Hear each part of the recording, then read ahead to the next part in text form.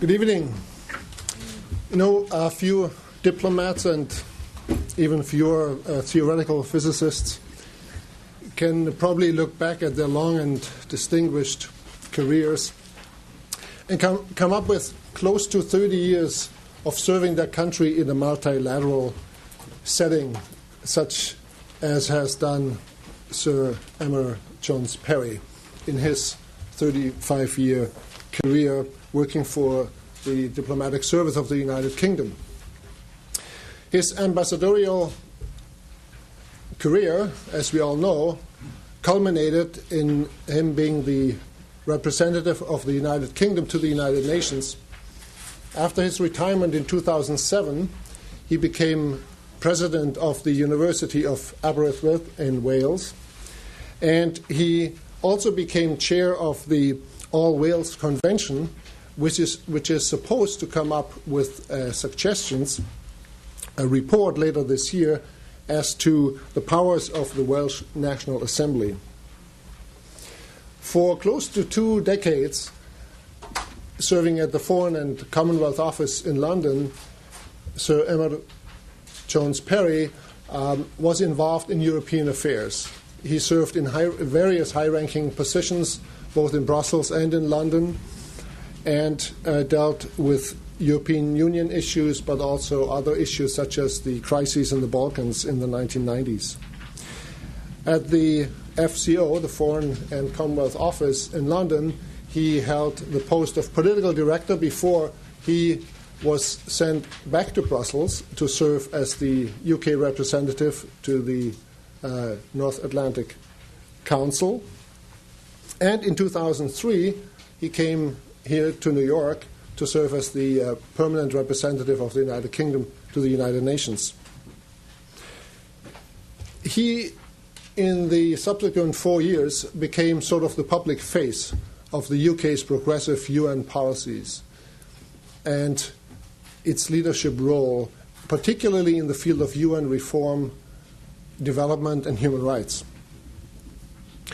I remember myself from watching Sir Emyr Jones Parry, how much I could personally sense a personal commitment on his part to the realization of the Millennium Development Goals, to the protection of prosecuted and vulnerable people in various parts of the world that were exposed to atrocities such as in places as Darfur. And so there was much more than just the sort of diplomatic side. There was a real human side and human face to it whenever he spoke up in public. And for those of you in the audience who did not reside in the United States between 2003 and 2007, I would like to add that during those years, Sir Emyr Jones Parry also did a yeoman's job of explaining the complexity of the United Nations to a sometimes reluctant and hesitant American public.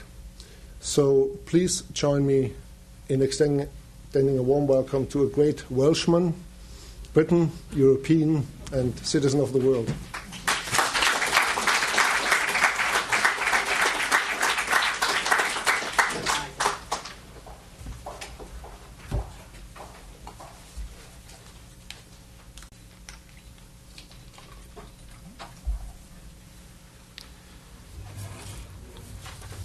Well, let me start, Noel, by thanking you for the invitation. It's always a great pleasure to be back in New York, but especially in the FPA.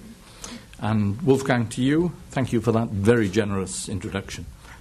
I'll share with you all the fact that one of the things I'm doing in Wales, this All Wales Convention, I work very closely with the Archbishop of Wales. Oddly enough, he takes time off from his day job to get heavily involved in the politics of Wales. But he came on a recent visit to New York. He'd not been before. Was met at the airport, and to his surprise had to do an impromptu press conference.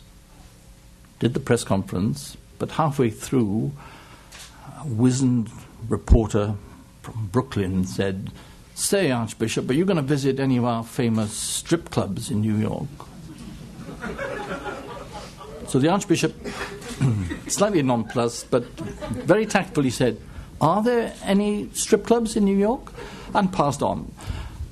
And that morning when he woke up, he was still quite pleased with himself, the way he'd handled the question, until he saw the morning newspaper under his door, whose headline said, "Limey Archbishop, first question, are there any strip clubs in New York?" So, this capacity to be misunderstood, evident. It's 30 years, almost to the day, but I started work on the European Community, as it then was, 3 days after Margaret Thatcher actually came to power. And that sparked in me a conversion to multilateral diplomacy, a long stint, as you heard, in the European Union, then NATO, and finally the United Nations. What you've got in front of you is an unapologetic advocate for multilateralism. And I particularly welcome, therefore, the subject of our discussions today. And my theme is going to be straightforward and hardly novel. The challenges we now confront are global, they're interrelated, as you've been hearing. They demand multilateral approaches to tackle them. Most multilateral organizations, as well as countries, need to contribute to finding solutions, and the solutions are more likely to be found if you have a multilateral coordinated response to the challenge. And I want to seek to illustrate how that applies in terms of the work of the European Union, to human rights, and to the achievement of the MDGs. Now, as you heard, the European Union, the United Nations, they share many common values and objectives. Each is committed to the maintenance of peace, the promotion of international security, and, crucially, to the principles of justice and international law. Both are wedded to economic, social, and humanitarian cooperation, to respect for human rights, and to individual freedoms. Member states of the EU are resolved to reinforce their European identity in order to promote peace, security, and progress worldwide. That's the commitment, the fundamental principles which underpin the external policies of the EU. And I don't think they're just external. They have to apply internally too. Because as someone said in a famous judgment in the Supreme Court of the United States not so long ago, if you go out there and espouse principles and values, you really ought to make sure that you practice the same values domestically. And that has to apply to all of us. Because none of us, as we look at human rights, none of us is above reproach. Remember that. The EU, the UN, were in many ways complementary. The principles of the Charter actually informed much of the philosophy of the founding Treaty of Rome. More recently, that cooperation put into sharp focus by the deployment of a EU military force to eastern Chad to provide protection to all those internally displaced people and refugees. That deployment, covered by a Security Council resolution, was intended as the precursor to UN peacekeeping presence on the ground. The same way, the European Union, some years ago, deployed to eastern Congo for just the same reason: rapid deployment with the support, the authority of the Security Council, but for UN goals. Now, those for me are simple examples of the EU and the UN working in the closest partnership for the best of reasons. I could add that NATO, for me, shares many of those same principles and objectives. Now, the second subject today, human rights. You heard a lot this afternoon about the UN Declaration, which is a remarkable document. Sets out fundamental rights to which each person is entitled purely by virtue of their humanity. The rights necessary to secure basic human dignity, the well-being of each person. Now, as Una outlined earlier on, the Declaration is very clear that human rights are not just civil and political, but they're also economic, social, and cultural. Not just freedom from fear, but freedom from want. In short, human rights are interdependent, they're indivisible. You can't enjoy your economic and social rights if you're denied your full political and civil rights, or vice versa. Political, economic rights must be advanced together, not just one as an alternative to the other. Now, human rights, of course, don't exist in a vacuum. They're a commitment, a contract between the state and its citizen to guarantee them not just freedom from oppression, but the freedom of opportunity. In short, a government, in ratifying international human rights instruments, makes a commitment to fulfill its obligation to provide a basic standard of living to all its citizens, as well as to promote and protect their basic freedoms. That means, in part, having the institutions, the infrastructure in place to share the gains of globalization among the population. In other words, the ability to respect and advance political and civil rights to help reap the full benefits of the economic and social rights. Human development, for me, is a process of enhancing human capabilities so that people have more choices and opportunities, and each person can lead a life of respect and values. And it should be fairly obvious that we'll never end poverty, attain the MDGs on any durable basis without certain guarantees. And for me, these include some very simple ones. That states will not abuse power or act corruptly, that citizens will not be arbitrarily discriminated against when they go to a health centre or go to school, that individuals should have the right ultimately to choose how they are governed and by whom. So human rights can't be advanced in a vacuum. They require sound economic and social foundations. A simple example, trafficking in women and children, one of the most appalling abuses of basic human rights, will only be stopped, in my view, completely when the underlying socio-economic causes, such as poverty, the lack of education, when they've been addressed, then we have some chance of actually stopping that problem.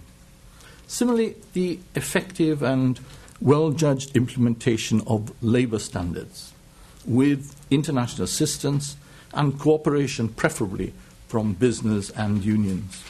This can play an important part in the reduction of global poverty and in achieving the MDGs. The social argument rests on the importance of core labour standards as basic rights in eliminating discrimination, reducing the risks of wasting skills and capabilities, and improving opportunities for the disadvantaged. Labour rights, of course, can also contribute to social and political development. Freedom of association is a fundamental right, and labour organisations, certainly in Europe, have traditionally played a key role in the development of responsive democratic policies and politics. Overall, that approach doesn't actually hinder the competitiveness of industry, as is often alleged, but rather develops the economic case, in my view, for investment where you have social and economic stability becoming more likely because of the policies. But what's inescapable is that the problems in the South, poverty, disease, lack of education, and more, they present real challenges in the implementation of human rights, good governance, and democracy. So the North can't concentrate just on the old priorities of civil and political rights, if indeed rights are indivisible.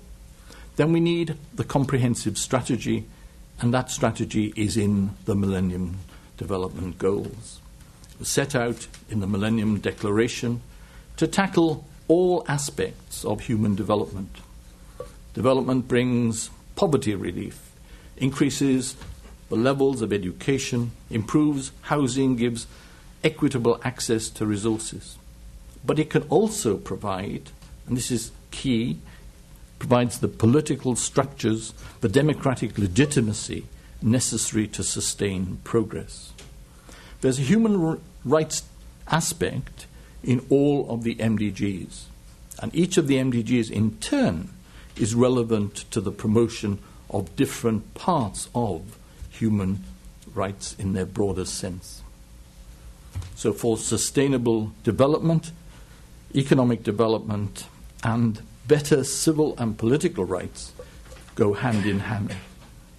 Now, some of you know I don't normally use a prepared text, but I'm conscious that one of my ambassadorial colleagues, who was notoriously unpopular with his staff and did always use a text, and always read, without having previously read it at all, the text that had been put before him.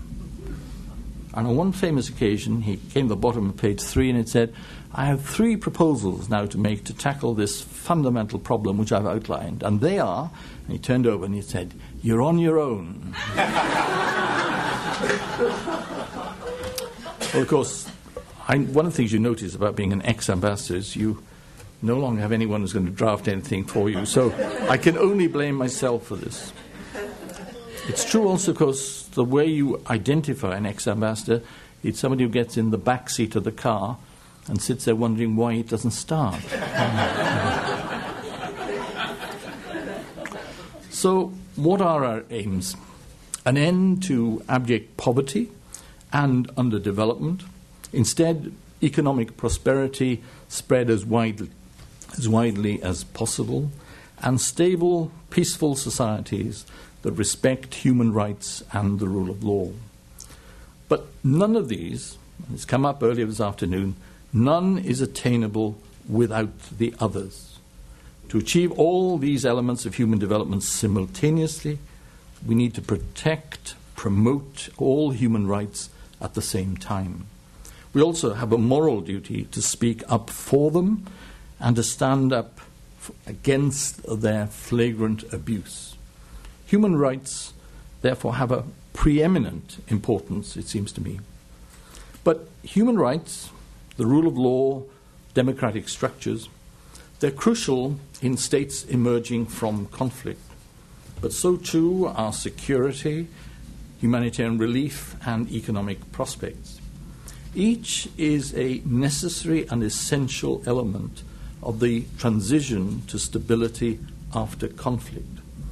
Security, including policing, always an immediate challenge. But the lessons of Iraq, of Liberia, Afghanistan, East Timor, they're clear. These elements cannot be treated sequentially. Each has to be tackled immediately to the extent possible. There won't be security without development, and there won't be any enduring prosperity without that security. And each is supported by that key third pillar: justice, rights, rule of law, democratic institutions. Sierra Leone also underlines another element, that the stability within a state is also dependent on combating contagious and harmful influences outside the state. Hence the need also to take account of the regional dimension when addressing post-conflict situations in a particular country. Now let me now try and turn to some of the challenges that we confront, beginning with food security. And we heard a lot about that in the earlier panel. But it took humanity 10,000 years to expand global food production to 5 billion tons a year. But the sad news is that by 2050, the world will be consuming twice that amount. So we've got 40 years to do what previously took 10,000. By 2050, it's estimated that world's cereal demand will be at least 60% higher. Why? Well, the drivers, they include the expected population increase, rising per capita incomes, notwithstanding the present financial crisis, a growing demand for livestock products, increasing water and land scarcity, a growing demand for biofuels. We just quote you, 1/3 of the United States maize crop goes in ethanol production, 1/3 of European Union rapeseed production this year will go for biodiesel. The impact of climate change, I'll come back to that, all those issues, and the lack of any substantial increase in productivity in food production, they're all major problems which explain why we have a huge challenge ahead. Now, we heard earlier about the spike in food prices in 2007, 2008, which threw 100 million extra people into extreme poverty. It added to 850 million chronically undernourished, 180 million children underweight, and 40 million women of childbearing age who are anemic. Despite the hike in prices, it's one stark factor that developing country farmers did not respond to the increase in price. There was no extra production. Why is that? Partly because high cost of fertilizers, insufficient access to technology, lack of education as to what one should do, and crucially, lack of infrastructure and unreliable markets. You can add to it lack of water. But let me quote you one terrible statistic, that 50% of food produced in Africa does not get to market. 50% gets wasted. So access to water is a particularly difficult problem in the developing world. Agriculture consumes 85% of fresh water use in this world. Waterborne disease and lack of sanitation, a major cause of death at the same time. Now, strikingly, people in this room, on average, consume 2 liters of water each per day. The food you consume daily takes 2,000 to 3,000 liters of water to produce. Just think about that. You can drink 2 liters, and the food you consume took up to 3,000 liters each to produce. Yet in Africa, there is minimal irrigation.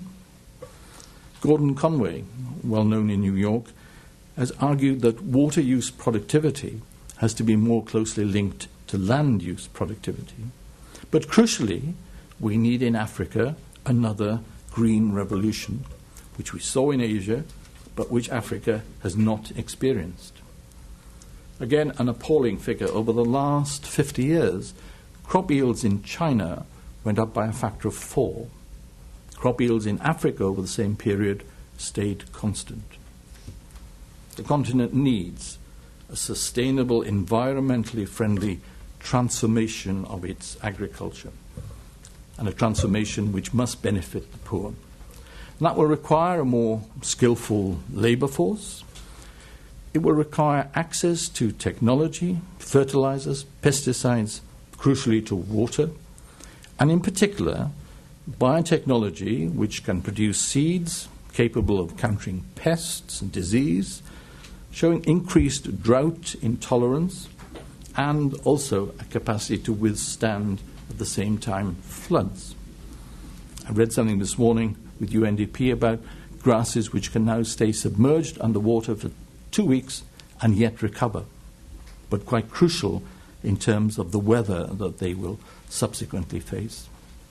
So yields in Africa could be substantially increased, and those increased yields are actually needed too in Asia, simply because there's very little uncultivated land left on that continent, and where more than half the world's population live. Ghana has demonstrated what is possible. Between 1993 and 2003, the number of malnourished was reduced by more than a half, meeting actually the first MDG. Maize yields increased by 36%, cassava by 50%. There's been a strong growth in smallholder production of cocoa and pineapples. Market liberalization and new rural infrastructure have actually encouraged agricultural production. And if I go down to the Brazilian Cerrado, 100 million hectares of what was formerly highly acidic marginal land has been converted now into some of the richest productive farmlands in Latin America.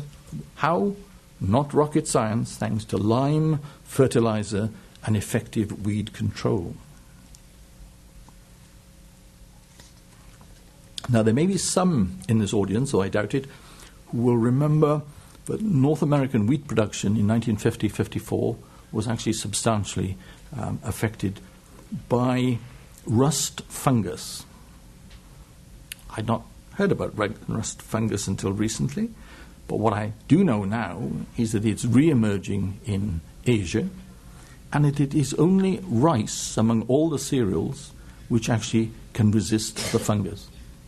So the challenge for the researcher is very simple.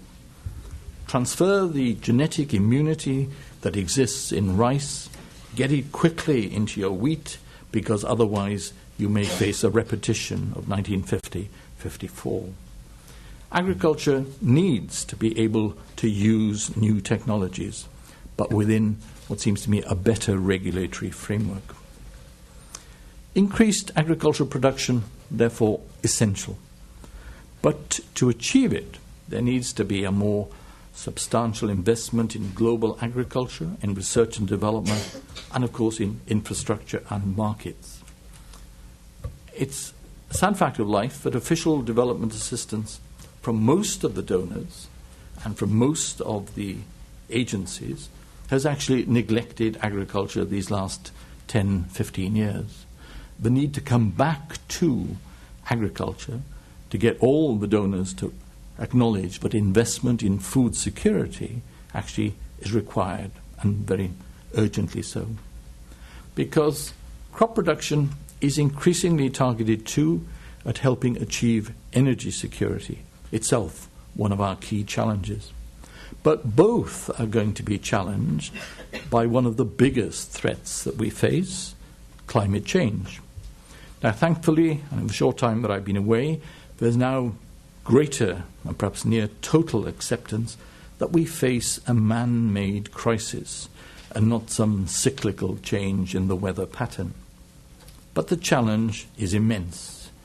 If we stopped all emissions tomorrow, we'd still need to cope with the consequences of centuries of human behavior. And of course, limiting and reducing today's emissions is a daunting task. The short-term priority, a global agreement at Copenhagen in December, which reduces emissions, thus mitigating further damage, but which also encourages adaptation. Now, I asked somebody in UNDP this morning, what do you mean by adaptation? This always seemed to be a term that is used in different contexts. But the answer I got was adaptation means actually growing things in a way that takes account of the climate which results from climate change. Well, I think that's only part of it. The other bits of adaptation are, if you've got new emission limits, how do you adapt so that you actually conform to the obligations you take on? And crucially, the third bit of adaptation is, how do you adapt to new technology? How do you find new technologies and apply them? Crucially in all that, of course, to stop deforestation. And the thing about deforestation is it doesn't just contribute some 16% of the emissions that go up, but it's a double whammy, because then there are fewer trees around to actually photosynthesize the carbon dioxide that is emitted. The major requirement there. Because if climate change threatens us all, it threatens developing countries in particular. They face higher temperatures, greater, more intense rainfall, at the same time, paradoxically, more drought, riverbank erosion, more intense cyclones, and saltwater incursions, as we saw last year in Myanmar. And as the Deputy Foreign Minister of the Maldives told the Security Council in April 2007, and people argued, was this a threat to security? Well, he said, my state faces the prospect of disappearing under the rising sea if the temperature goes up by 1.5 degrees centigrade. I can think, he said, of no greater threat to the security of my state than that it should not exist. And that's the answer to those who say that climate change is not a problem. Poor people will bear a disproportionate share of the negative impacts of climate change. They'll be concentrated in areas where the effect will be early, severe, and yet where there are limited economic and institutional capacities to cope. It's not an exaggeration to say that climate change threatens poverty reduction, economic development, and even the destruction of traditional lifestyles. Just think, the same increase in water level would mean that 30 million people in Bangladesh would have to go live somewhere else. Not an easy choice. Oxfam produced a comprehensive report on what I'll call the climatic changes, the weather occurring today in Uganda. More erratic rainfall in March, June is reducing crop yields. The end-of-year rain now falls much more intensely. It causes floods, landslides, soil erosion. Rangeland-related conflicts are more prevalent. There's an increase in disease among both humans and animals. Fish stocks are declining, and food security is worsening. Water is scarcer, bringing itself local conflict. 99% of rural Ugandans use wood or charcoal for fuel, increasing emissions and at the same time erosion. Now, I'm not going to claim, because Oxfam didn't claim, that those effects are directly attributable to climate change. But they are, I think, precursors of what climate change will do, and what they demonstrate only too clearly is the vulnerability of ordinary people to the consequences of what happens to the weather. I'm using the word weather so as not to prejudice the argument, but if it's weather or sustainable climate change, the effect on the ground is the same. It's very, very bad news. And the prognosis for 2090 for Africa is quite simple, that the north and the south are going to become much more prone to drought, and the central belt will be wetter and less prone to drought. So development policy has to take account of the consequences of climate change and the measures needed to encourage adaptation in developing countries. Not as part of existing assistance, it seems to me, but as an additional effort. Stearns did us all, I think, a very great favour by pointing out it'll cost the world much less to take action than it will actually to sit back and take the consequences of climate change. Amelioration of the consequences is what we should now be doing. Now, as an example, let me simply quote that last week the Asian Development Bank warned that the Philippines, Thailand, Indonesia and Vietnam faced a loss of some 6.7% of GDP by 2100 if carbon emissions are maintained at their present levels. And another simple example, the drought in 2006-07 cost Australia 1% of its GNP. That's the scale of the impact that the weather is having.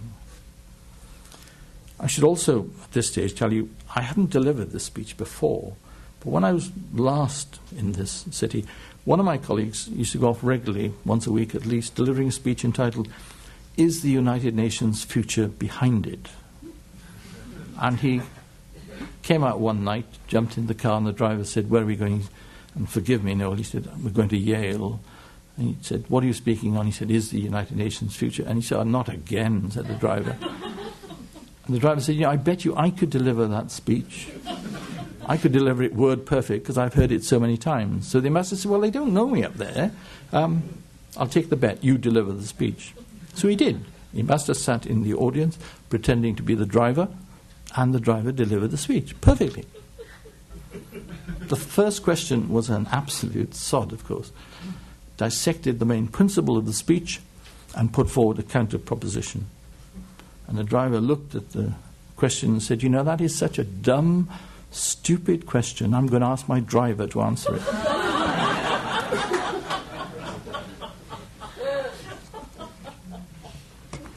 Now, can I come back to the theme of linkages? Cows are a major source of methane emissions. Research has shown, very simply, that bovine emissions are reduced when cows are fed grasses with less sugar content. If you can actually produce grasses which are resistant to drought, have that quality, you'll be actually meeting many objectives at the same time. Was it something I said that everybody's leaving at this stage? All the drivers are leaving. Yes, well. Everybody did leave me once, actually. I was left with one person who came up to me and I said, thank you very much for staying to the end. And the person said, I'm a caretaker, I have to lock up after you.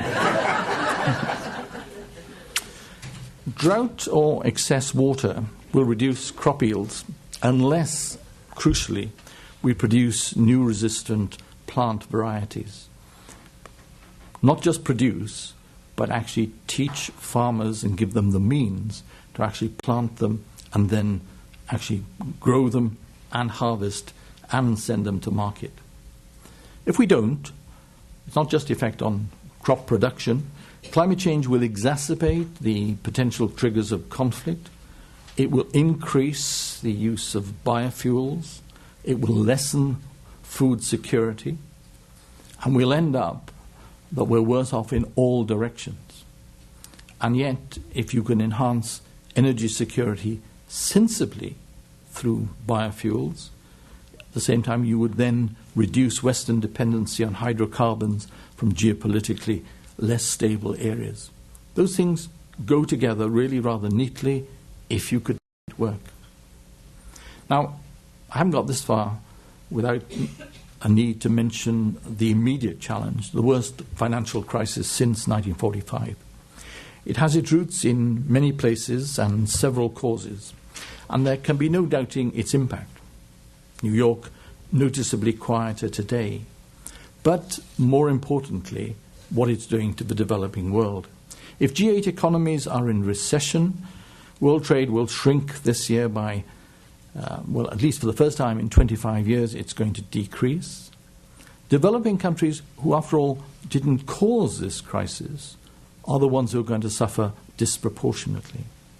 Private capital flows to the developing countries this year are likely to be about $200 million, compared with $1 trillion 2 years ago. And in case people get confused, I should have said 200 billion, and I did mean 1 trillion, so it's a factor of 1/5 of what they were. That's the scale of the reduction. Remittances, crucial to the developing world, which tended to average about $280 billion, are falling rapidly. And as recently as January 2008, the World Bank projected the developing countries would grow by 7% this year. The current projection, and declining rapidly, is 2%. In India, industrial production is slowing from double to low single-figure growth. In Latin America, 40% of financial wealth has been wiped out in the first 11 months of last year. In Zambia, 27% of mining jobs lost. In Cambodia, 15% of jobs in the garment industry, and so on. And if world demand is a major driver of prosperity for us, it's a bigger driver for the prosperity of the developing countries. The IMF used to say that if you had 1% of GDP growth in OECD, then that would generate 0.5% of growth in sub-Saharan Africa. So what happens now? That interrelationship. It's why the G20 meeting in London in April very sensibly addressed a number of issues. And I'll briefly say, to restore growth and jobs, to strengthen the financial system through better surveillance and regulation, to fund and reform the IFIs to combat protectionism, including, very crucially, imports from low-income countries, and put in place a transparent monitoring system. And ultimately to build a green, sustainable recovery, and what they said, and I hope they believed, meet the MDGs and honour aid pledges. The need to meet in April was obvious, as was the requirement for coordinated, decisive action to stimulate economies and global growth. The outcomes, in principle, they were good, provided now crucially that the commitments taken on are actually honoured. And disturbingly, some countries and in Europe are already failing to meet their aid promises, and protectionist steps are being taken in a number of countries. A big boost all round, and we've been saying this for years, would be a successful conclusion of the Doha round, but that still seems elusive. But at least the summit recognised the need to ensure social protection for the hardest hit through a rapid response social fund. Because budgets for basic health, education and nutritional needs have to be protected. Bob Zellick pointed out that that was not done in the Asian crisis, and with all the painful consequences of that, but the need now for, as Zellick emphasized, for agriculture and infrastructure investment in the developing world, that has to be safeguarded. Because unless we safeguard it now, in the years to come, the many problems will be even worse than they promised to be. So it only serves to underline, however difficult it may be in terms of public expenditure in all the countries of the North and, of course, elsewhere, commitments should be honoured if indeed development is to move forward, and crucially, if the MDGs aren't going to be further set back. I used to say that some of the MDGs were running slowly, and it wasn't 2015, it was 2.5 years ago, headed to be 2050 for some. Well, the risk is that we didn't bring it forward, and the 2050 was an underestimate, and that actually the delay will be even longer. The choice of G20 as a platform was significant, recognizing that the balance of economic power has been shifting, that middle income and developing countries need a voice and an equity in the proceedings. And for the longer term, again, the undertakings to complete new quota shares for both the IMF and the World Bank bear a step to a much needed direction if the IFIs are to be credible. Because if I'm an advocate of multilateralism, I have to recognize two tests for the legitimacy of a multilateral institution.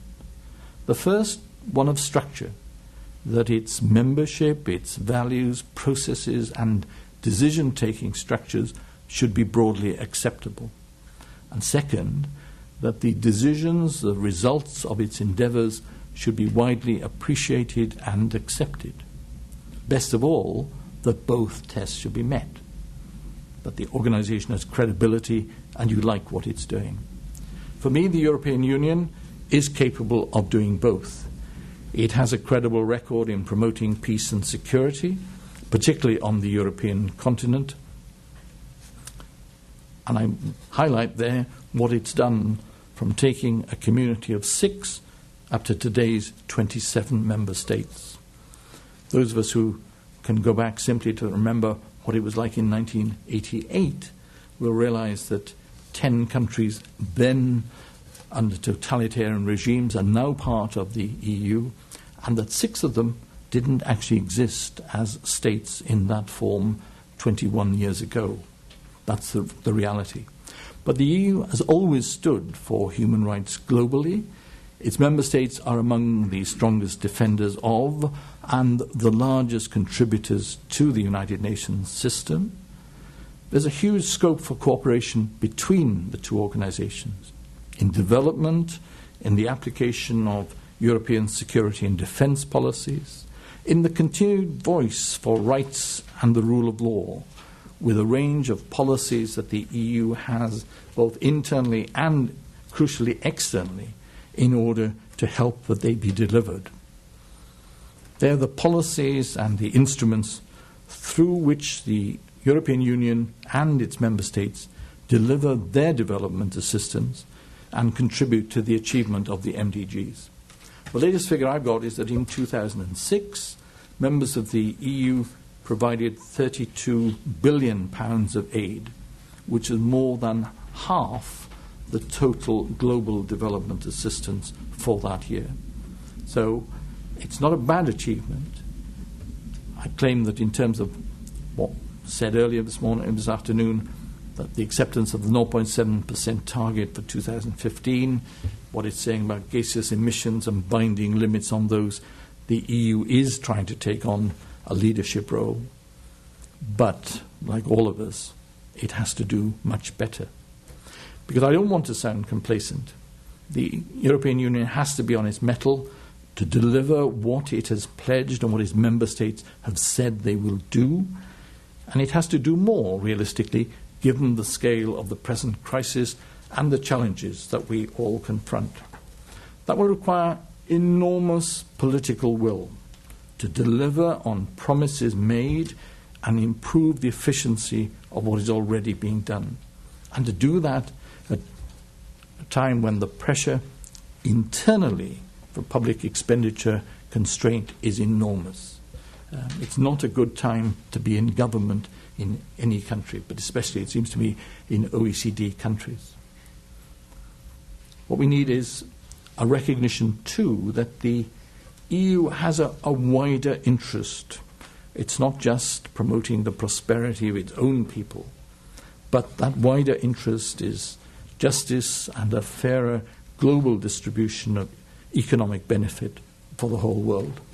And nowhere is that more evident than in the case of international trade policy, where completing Doha would be a wonderful boost for the developing countries, but where there is, I think, a particular obligation on the EU, like the United States, that both need to do better. Whatever their difficulties, of course, developing countries have matching obligations. Not much is said about it, but let me be quite clear. I think each developing country, if these resources are to be made available, if these changes happen, then they have an obligation to put programs in place nationally to implement the Millennium Development Goals. Secondly, and it's linked, of course, to ensure that their citizens enjoy both political and economic rights in their broadest sense. In short, but their governments too deliver on what they have signed up to do. The United Nations is full of norms and values, objectives, things that people have said they will do. Where we are all not good is on the implementation. And that's where, of course, much more has to happen. Hiding behind the argument about thou shalt not interfere in the sovereignty of another state is just not a good enough argument. Being prepared to actually identify those cases of abuse of human rights, to stand up for values and what needs to be done, that's an obligation on the developing as well as on the developed. And developing countries rightly claim that they have little responsibility for climate change. Of course, they need to grow economically. But what we've got to do is work with them to find ways to transfer technology, to permit the growth, but without exacerbating climate change or repeating the mistakes of the 20th century, which OECD countries did, partly because they didn't know any better. We do now know much better, and we have to do better. So can I finish where I started in addressing the European Union, rights, the Millennium Development Goals? I hope I've brought out some of the complexities which have been part of the discussion all afternoon. The fact that there is no independent variable in a mathematical sense in all of this, but there are so many cross-linkages and interrelations, they're everywhere. The challenge to respond, put simply, demands a multilateral approach, where the positive contributions of any state or organization has to be harnessed in a coordinated action. The challenges, they are truly immense. I don't want to say historic because that's an abused adjective, but they are immense. But it seems to me that the multilateral approach, the efforts of the UN and other organizations, offers the best prospect of trying to pull through to meet these concerns, and in particular to develop a better tomorrow for the developing countries. We finish with what the Millennium Declaration said, and I think it put it very well. Only through broad and sustainable efforts to create a shared future based on our common humanity in all its diversity can globalization be made fully inclusive and equitable. Thank you very much.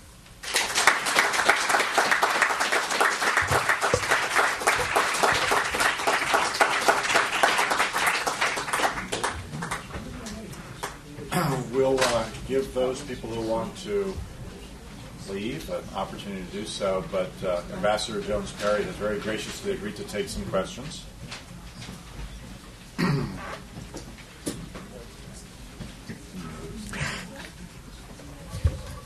It was longer than half an hour, wasn't it?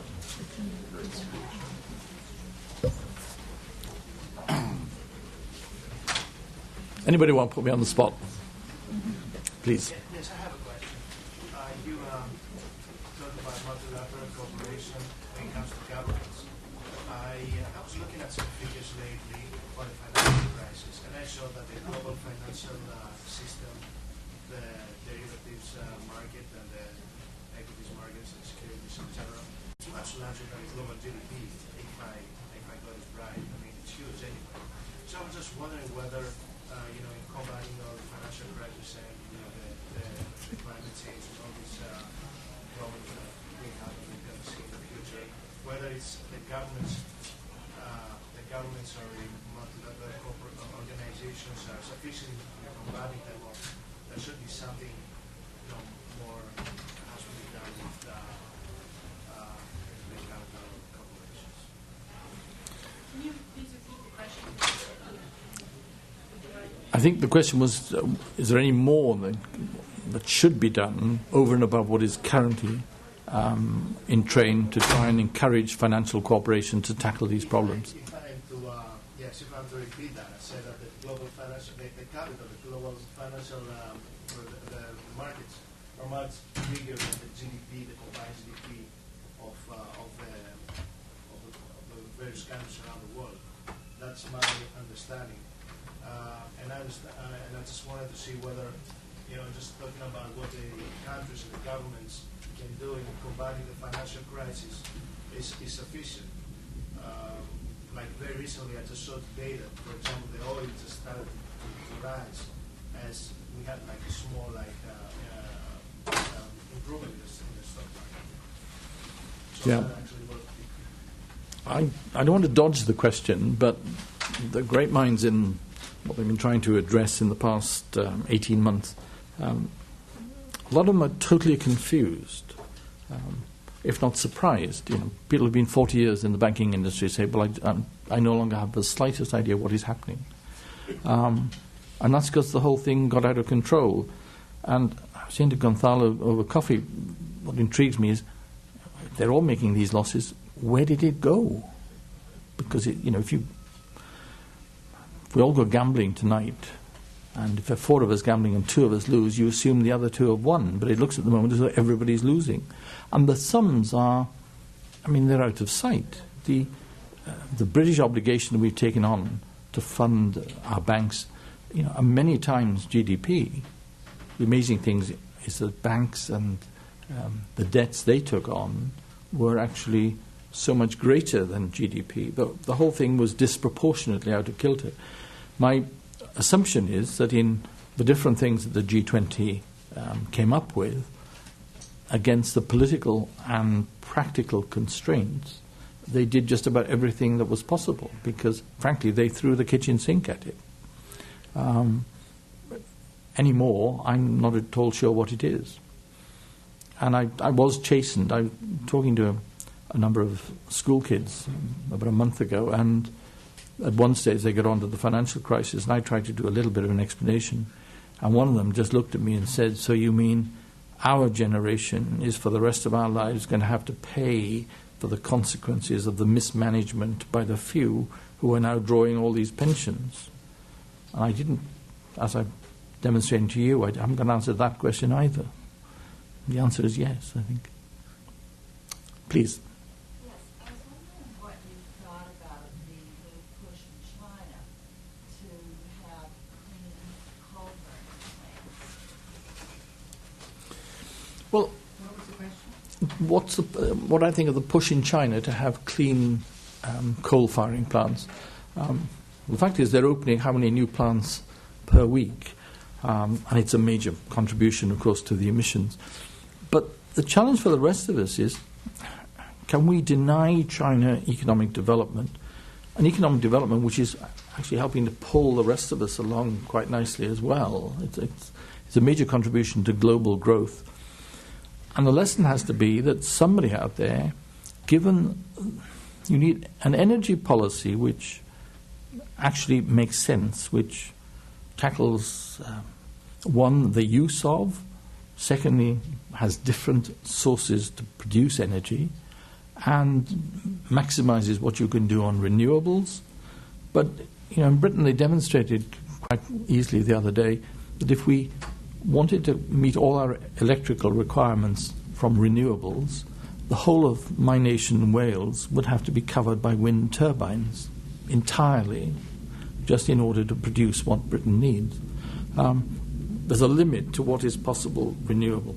So a sensible basis for nuclear has to be found, which means coping with reprocessing, with getting rid of waste and so on. But I don't see how you can do without it. And crucially, if we're going to have more coal-fired, and the United States has made clear that coal is part of its long-term energy future, somebody has to do something with capturing the carbon. And it's not enough to say, well, as the British government has been saying, we're going to open new coal-fired power stations and we're going to develop technology and we're going to be a world leader. The assertion doesn't deliver because there is no British technology to actually sequester carbon dioxide. And what you've got to do, very simply, is put something at the top of a stack and take it all down and either compress it, liquefy it, or somehow absorb it in something so that carbon dioxide doesn't go up. And it's a massive problem. It sounds very simple, but nobody yet has an answer to it. But they better damn well find it soon. Please. Good evening. My name is Archbishop of Wales, and I'm an international student here from Jamaica studying at Brooklyn College. And my question is, the European Union seems to be a success story to me at least over the past, its growth in the past 20 or so years. And I'm curious to know, is the European Union and the UN working with nations in, developing regions like Africa and the Caribbean to promote greater state interrelation to promote development? Because, I think the European Union, especially not so long ago, it wasn't as, there were critics saying that, sovereignty nations will not be able to work together on a common goal to unite or to improve their region. And I think if the European Union stands now as somewhat of a success story in its effort, then it should be working with regions like the Caribbean and African nations to perhaps set some kind of developmental strategies for internal development for those regions rather than just pouring in external assistance. Well, the short answer is I agree with you 100%, because I come from a nation which hasn't quite reconciled itself to sharing sovereignty with the European Union. So we have this in permanent tussle, are we prepared to? But the theory is very simple, that in areas where there is sensible benefit to cooperate at the supranational level, you do so, environment now being a classic, because as a nation state, you can't actually do it alone. And the lesson of climate change is it's even above the European Union. It's got to be global if it's going to work.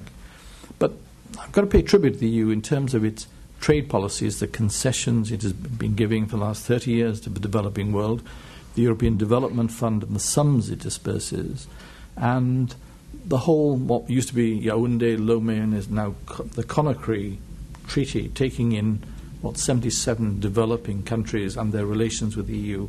It does a lot should do more, but where you're absolutely right is the EU as an exemplar, best demonstrated on the European continent, where, for the Balkans, the simple message to the Balkans is, if you can, one, as individual countries, adopt the norms and values that the EU claims, two, in your relationship between each other, you can have the sort of relations that Germany and France developed post-1945, and thirdly, meet both those conditions, and we'll bring you closer to Brussels and to eventual membership of the EU.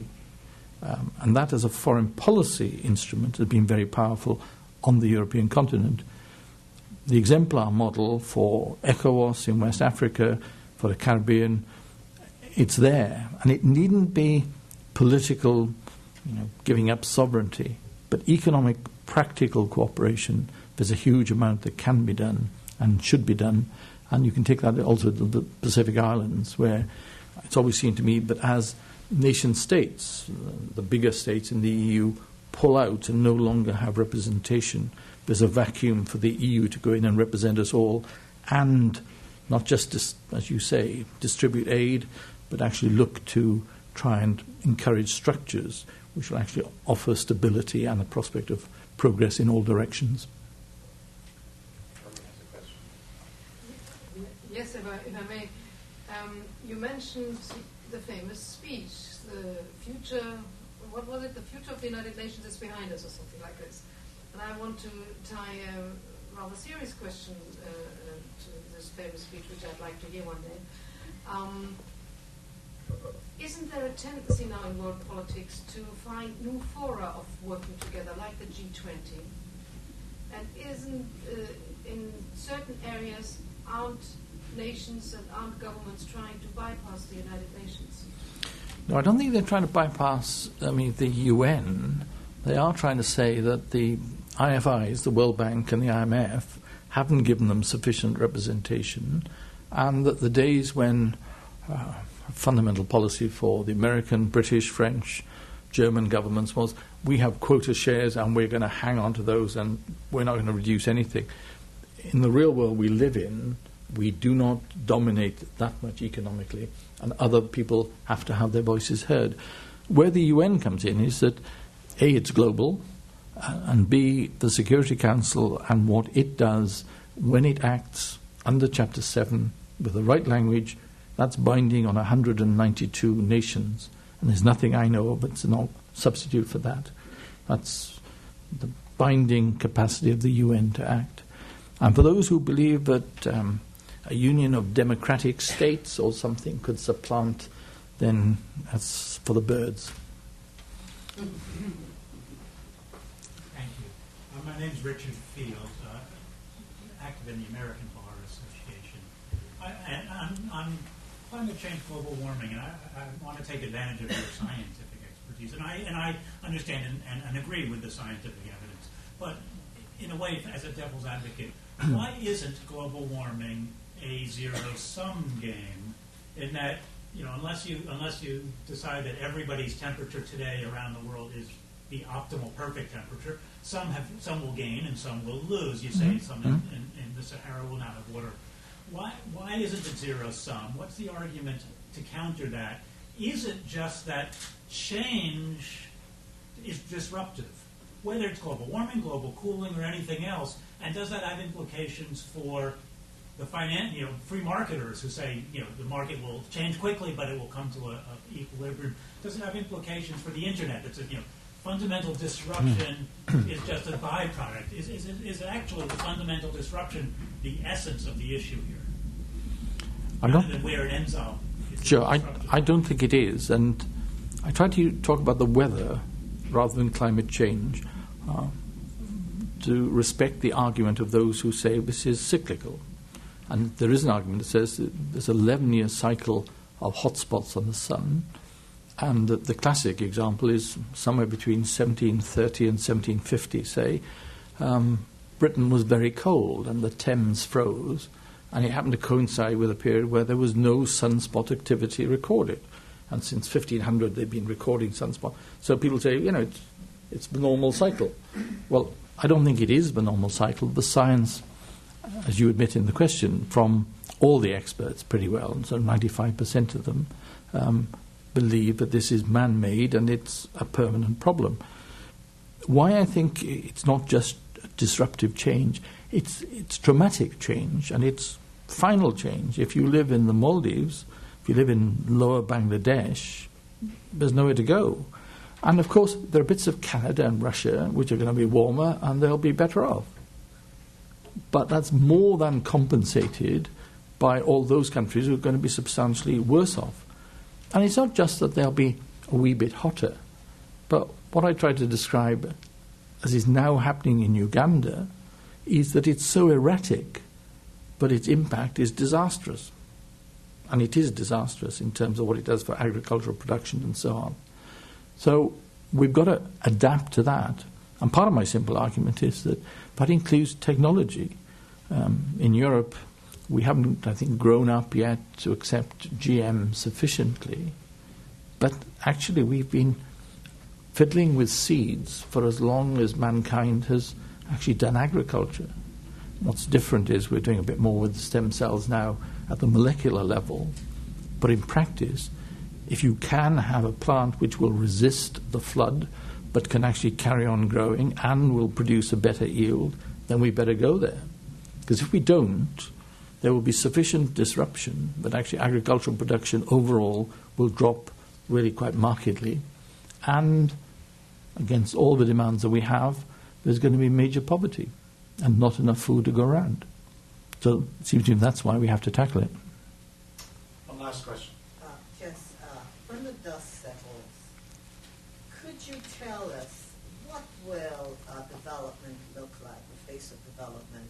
Will it follow the old neoliberal paradigm, or will we see a kinder, gentler capitalism, which Bill Gates is suggesting at the moment? I don't know the answer, but there was an interesting article was in the FT last week by the president of Rwanda, who was arguing that the days of ODA were coming to an end. You had to cut the dependency, and actually countries had to sort it out for themselves. The long-term goal of development must be that you've got sustainable development, indigenously done. So we get to that, and if we've got capitalism working, but especially markets liberalized, what I do think is at the heart of this is market liberalization and access to markets. And that includes access to European markets from the developing world, where we've done quite well, but there's scope for doing much better. But of course the paradox there is, when I go to the supermarket and say, I really fancy these Kenyan green beans, and my wife says, it's ridiculous. Why on earth are they wasting all that energy, etc., the carbon footprint of exporting those to Britain? And that's part of the argument. The other bit of the argument is, unless the Kenyans export such products, there isn't much else that they're actually going to be able to do. And again, it takes you directly into the consequences. One side is desirable, the other is an adverse reaction. Emyr, I know that the FPA, as we look back on this conference, we will remember this as one of the most important that we have held, and I want to thank you for making